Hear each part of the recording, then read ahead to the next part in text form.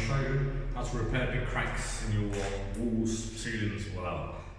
Right, as you can see this wall here, there's a big crack coming down from the top of the ceiling, coming all the way down the wall. What you're going to do is get a nice big flat head like that.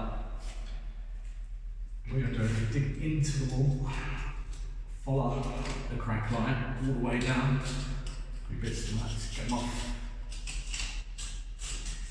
And then this bit here is protruding out the wall.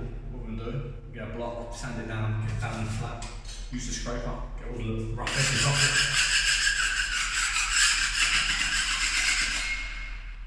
Then we're going to polyfiller it. So we get the polyfiller and we stick it in.